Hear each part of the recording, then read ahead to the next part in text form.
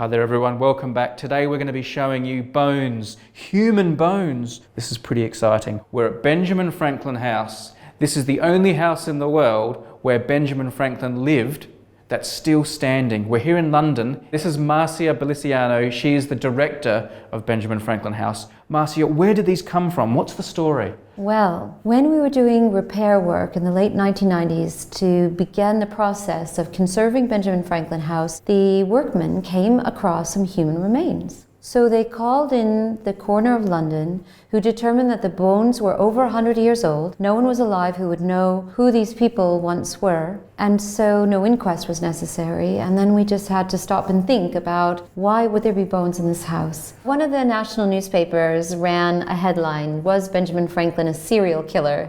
But of course he wasn't. Oh, you've just ruined the title of our video.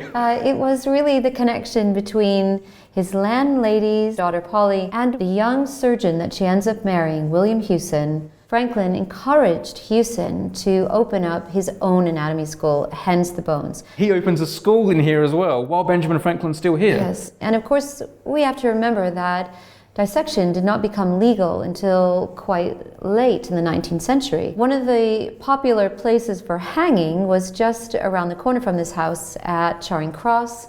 And so you could make arrangements, legal arrangements, with the hangman for a few bodies, maybe a year, but the rest you would have to procure from other sources, the so-called resurrectionists, who could give you bodies for anatomy. It's worth mentioning that Benjamin Franklin helped Hewson get elected to the Royal Society, which is still the preeminent body for science today, and he got elected for his work on the human lymphatic system.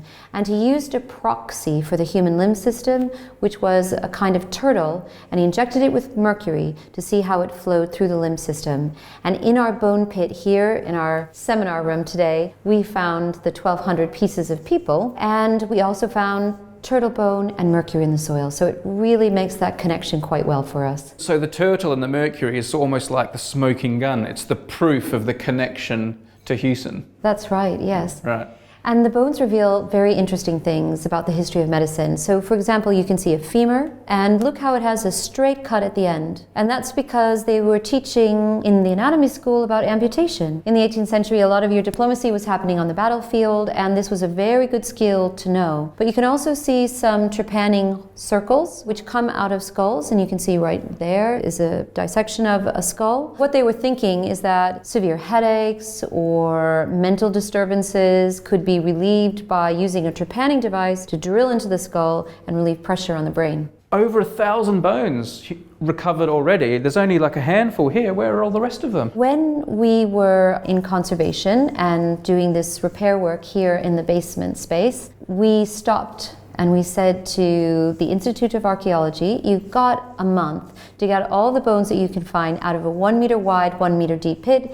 And so we have some remains here in the building, but then there are a number of bones in the laboratory of Dr. Simon Hillson, who's a great anatomist at the University College London. So one of the things that we needed to think about is what is the proper way to display these bones, because they were people at one point. And in fact, some of it is incredibly poignant. You can see here it's too fragile to be picked up, but this is a child's skull. And again, probably the piece that we can see from the top is something that was cut into so that they could remove it to observe the brain in situ in the body. You were saying though they only took bones out of one section. Does that mean there might be more bones under us? I think so, yes. If you imagine that the anatomy school was running for a period of time, there were probably a lot more pieces, but we have good energy in this house and hopefully they're safe where they are. You really are seeing the drill marks and the work they're doing, and it's telling you a lot about the early days of this sort of medical procedures. Yeah, and there was so much to learn in the 18th century that anatomy was very critical to understand how the human body functioned, if they wanted to understand how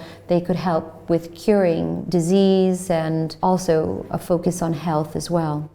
I can imagine the young people who come here on school tours at Benjamin Franklin House, they must love this. They do. It's a great extra feature. We kind of get a 3-for-1 deal with this house. We get Benjamin Franklin, one of the greatest figures in history. We get a fantastic grade 1 Georgian building, and we also get medical history. Support for this episode came from 23andMe, the online genetic service that will help you learn what the 23 pairs of chromosomes that make up your DNA can teach you about your ancestry, traits, and health. If you'd like to help with scientific research and discoveries, or just learn your own personal DNA story, go to 23andme.com/objectivity.